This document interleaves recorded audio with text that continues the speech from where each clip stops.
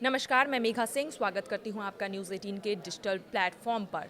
3 जनवरी एक secret operation अमेरिकी commando Venezuela की राजधानी कराकस पहुंचते हैं और आधे घंटे के भीतर देश के राष्ट्रपति निकोलस मादुरो को पकड़कर सीधे न्यूयॉर्क ले जाते हैं।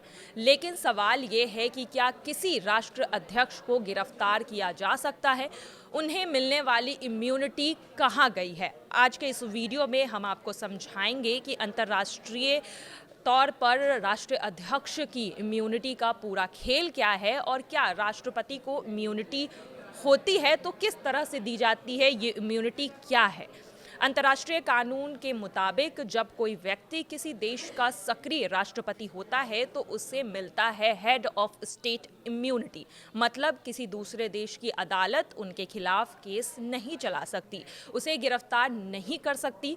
क्यों? क्योंकि ऐसा करना उस देश की संप्रभुता पर हमला माना जाता है। अब सवाल ये है कि फिर मादुरो को इम्यूनिटी क्यों नहीं मिली है? तो यहीं से कहानी में ट्विस्ट आता है। अमेरिका साफ कहता है कि हम निकोलस मादुरो को वेनेजुएला का वैध राष्ट्रपति नहीं मानते हैं। अमेरिका का दावा है कि 2024 में वेनेजुएला चुनाव धांधलीपूर्ण हुए थे और मादुरो एक अवैध शासक है।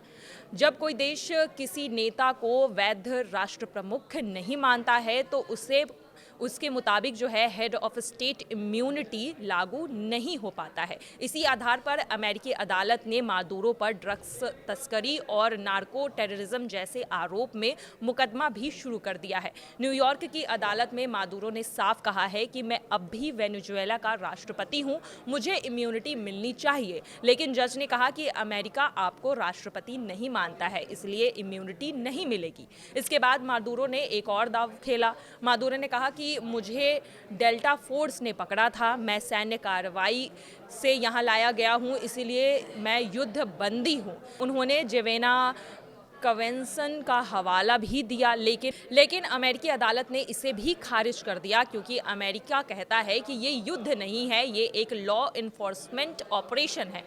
पुराने क्रिमिनल आरोपों के तहत ये कार्रवाई की गई है, इसलिए युद्ध बंदी का दर्जा भी नहीं मिलेगा। ये पहली बार नहीं है जब अमेरिका ने कुछ ऐसा किया हो। 1989 में पनामा के शासक मैनुअल नोरिएगा के खिलाफ भी अमेरिका ने इसी तरह से कार्रवाई कर उन्हें गिरफ्तार किया था।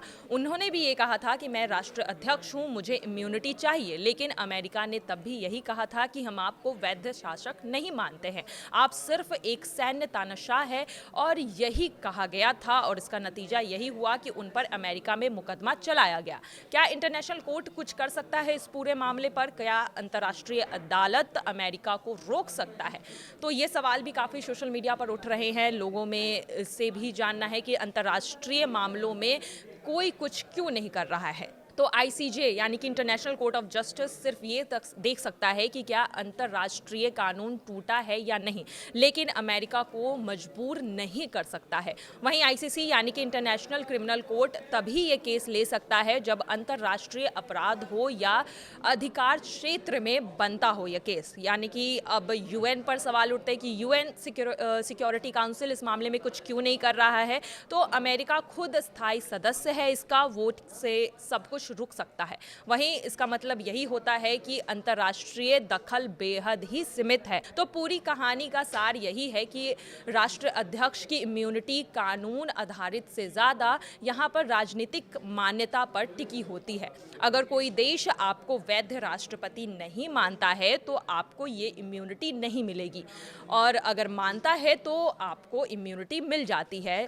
और अगर इस केस को देखा जाए तो यहाँ भी वही हुआ है। मादुरो को अमेरिका एक वैध राष्ट्रपति के तौर पर नहीं देखता है और इसी वजह से उन पर जो कार्रवाई की गई है वो एक आम आरोपी की तरह की गई है और इसी वजह से उन्हें एक आम आरोपी की तरह ही ट्रीट भी किया जा रहा है, जिसकी वजह से उन्हें अब ये इम्यूनिटी नहीं मिल रही है। फिलहाल आज की खबरों में बस इतना ही। बाकी की तमाम खबरों के लिए देखते रहिए न्यूज़ 18 का डिजिटल प्लेटफॉर्म। धन्यवाद।